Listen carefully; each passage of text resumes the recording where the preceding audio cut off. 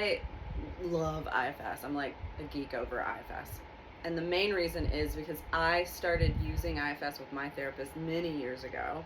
And one of my parts was a real, I would say, angry, kind of just mad part.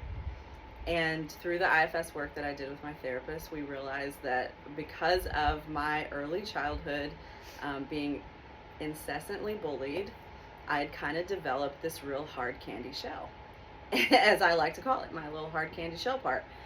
That part still shows up. That's the thing about IFS is we're not trying to rid ourselves of all these parts. We're wanting to be more comfortable turning compassion towards those parts.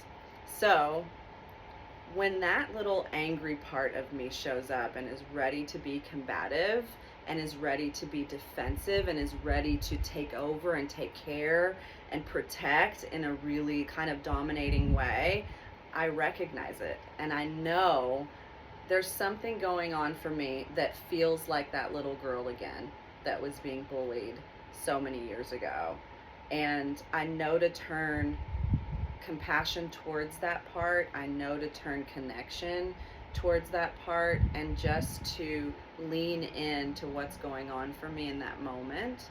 But it's a real trailhead because it kind of leads you to all these different places in your life that were really challenging, and you notice parts that developed from that so that you can then again turn kindness, compassion, and curiosity towards those parts. And I'll see in session when we get to a place where we've what we call direct access in IFS, when we've directly accessed the exiled feeling or that exiled part, and the client then begins to understand, whoa, there's nothing wrong with me.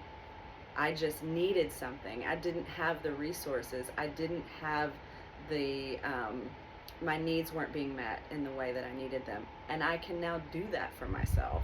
And you almost see their body just kind of like, it's like this. And I felt that. And I think that's why I'm so connected to this modality, is because it is so transformational. It's gentle.